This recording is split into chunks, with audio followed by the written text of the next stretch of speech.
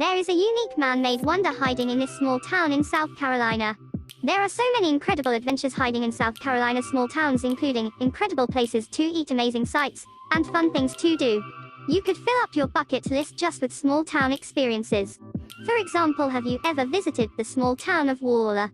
With a 2021 population of just over 4,000, you may not expect to find much there. But that's where you'd be mistaken. In fact, we've recommended it before as an ideal day trip in South Carolina. It's full of wonderful options to satisfy your thirst for adventure, including a unique man-made wonder known as Stumphus Tunnel, located on Stumphus Tunnel Road in Waller, South Carolina, which has a fascinating history. The Stumphus Tunnel is now a part of a Waller City Park, which also encompasses Issaquena Falls, the Stumphus Passage of the Palmetto Trail, the Blue Ridge Railroad hiking trail, and Stumphus Mountain Bike Park on 440 acres of land.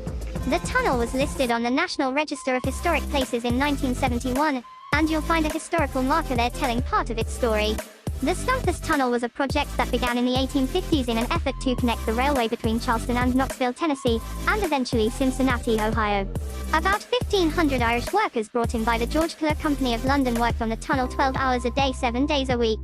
They only used shovels, pickaxes, and dynamite, and lived with their families in the area around the largest section of the tunnel known at the time as Tunnel Hill.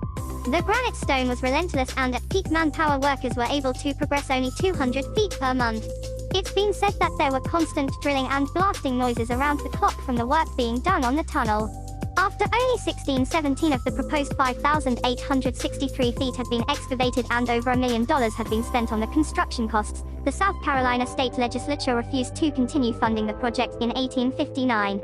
Then the Civil War began and the state's economy suffered, leaving the project abandoned with unsuccessful revival attempts, a few times in 1875, 1900 and 1940.